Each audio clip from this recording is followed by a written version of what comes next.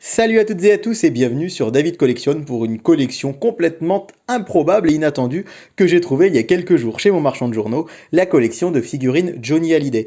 Alors attention, quand je vous dis improbable, c'est pas du tout quelque chose de péjoratif à l'attention de Johnny Hallyday, mais c'est simplement vous dire que c'est pour moi quelque chose d'improbable au sens premier du terme, c'est-à-dire que jamais j'aurais pensé trouver chez mon marchand de journaux un jour une collection de figurines consacrée à l'idole des jeunes.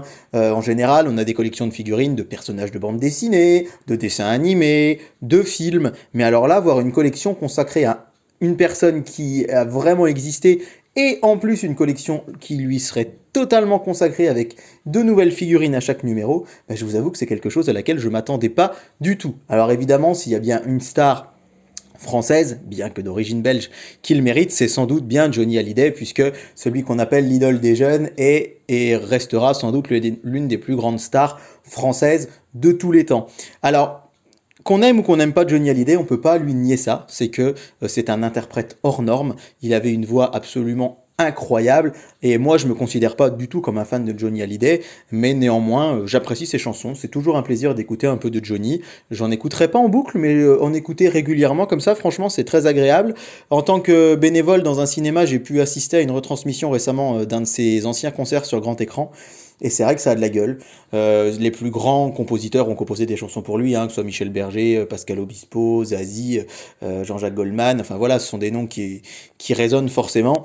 Et bien qu'il n'était qu'interprète, il n'était pas auteur ni compositeur, il faut bien quand même dire que c'était une voix absolument incroyable. Et je vous le disais, moi je me définis pas comme fan, mais en tant aussi que directeur d'orchestre, j'ai dirigé quelques formations musicales dans ma vie. C'est vrai que lorsque je mettais au programme des morceaux de Johnny Hallyday, c'était toujours très apprécié, parce que c'est vraiment un chanteur populaire et à la voix, encore une fois, incroyable. Donc si j'achète ce premier numéro, c'est avant tout pour le présenter, sur ma chaîne je l'aurais sans doute pas acheté, mais c'est vrai que c'est aussi un artiste qui je pense résonne en beaucoup d'entre nous, même si, alors avec évidemment, je sais déjà qu'on va me parler un peu de ses travers, notamment de ses problèmes d'évasion fiscale, etc. Comme beaucoup d'artistes, il y a un peu le revers de la médaille, mais on n'est pas là pour parler de ça, on est là pour parler de la collection de Johnny Hallyday, qui va être composée, alors tous les 15 jours, d'un petit fascicule, qui va même être au-delà d'un petit fascicule, puisqu'il s'agit d'une sorte d'encyclopédie de 28 pages, avec en fait chaque année un de ses succès. Alors combien y aura-t-il de numéros? Je ne sais pas.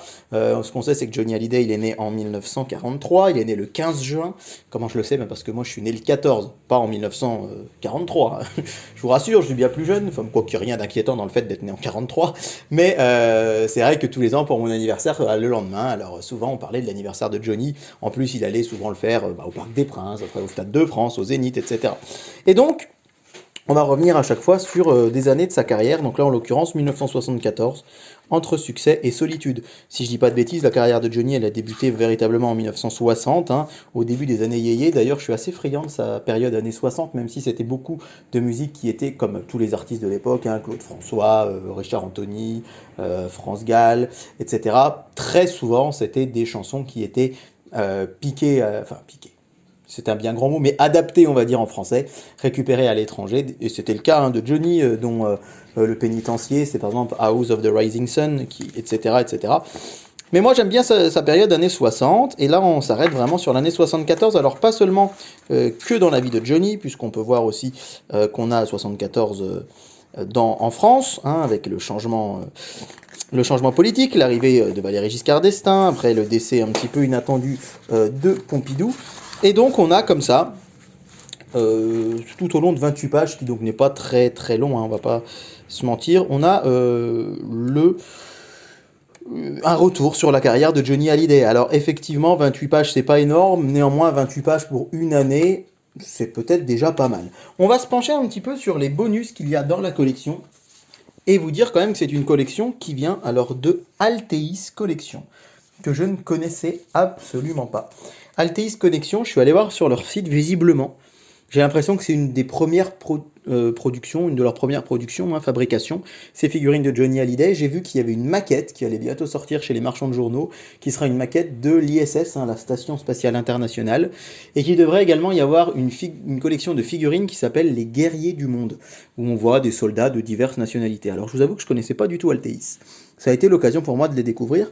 Et donc, qu'est-ce qu'il y aura dans cette collection? Eh bien, il semblerait que c'est pas très clair, hein. Au début, je me suis demandé même s'il y aurait une figurine à chaque fois, parce que tout est axé sur le fait que ce sera une collection encyclopédique, et donc qu'on aura une nouvelle encyclopédie. Vous voyez, dans chaque numéro, retrouvez votre encyclopédie richement illustrée de photos et d'anecdotes, mais en fait, après, on voit plus en cadeau une figurine de l'idole.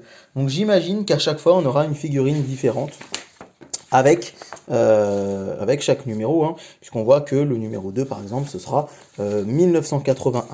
Alors, le numéro 2 coûtera 6,99, donc on voit que pour les abonnés, vous pourrez recevoir le collier croix que Johnny portait toujours autour du cou, enfin, une réplique du collier croix que Johnny portait toujours autour du cou, et puis en fait, après, on va passer à 14,99, et donc c'est expliqué là en bas, hein, à renvoyer sans affranchir.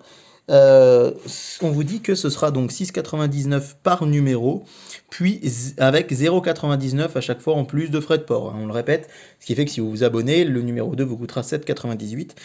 Et puis après, ce sera 14,99 à chaque fois, plus 99 centimes, donc 15,98 € la figurine, si vous vous abonnez.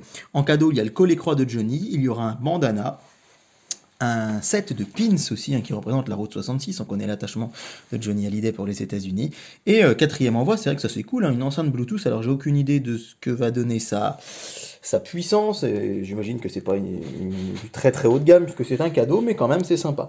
Ce que je trouve assez original, c'est qu'on nous dit qu'il faut absolument que si vous vous abonniez, vous renvoyez ce papier et que vous joigniez un RIB, ou alors que vous alliez remplir vos coordonnées bancaires sur le site d'Altéis. C'est-à-dire que contrairement aux grands éditeurs traditionnels, il n'est pas possible de vous abonner et de renvoyer un chèque à chaque fois que vous recevez le colis, hein. C'est ce qui se fait beaucoup chez Hachette ou Altaïa par exemple.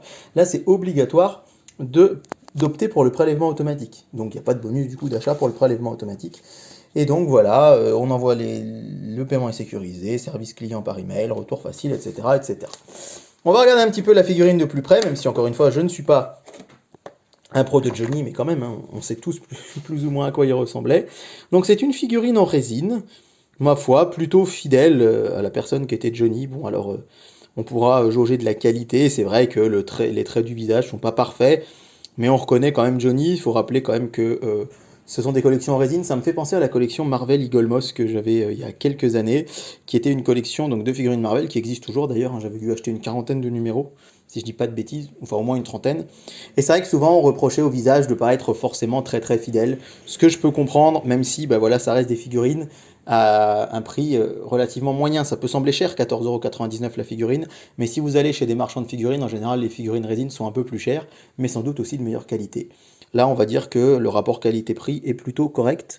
On voit, j'avais l'impression qu'elle était un petit peu cassée là, mais en fait non, c'est la jointure du bras, je sais pas si vous voyez, qui est pas forcément hyper bien faite, ça fait un peu articulation bizarre des deux côtés. On dirait des figurines articulées, or elles ne le sont pas. Bon, on a comment dire, les attributs habituels de Johnny. Il a effectivement sa croix autour du cou, avec son Christ rocker. On a la guitare, et en dessous, tac, voilà. Donc c'est 1943-2017, la date de naissance et de décès de Johnny, et 2003, tournée des stades.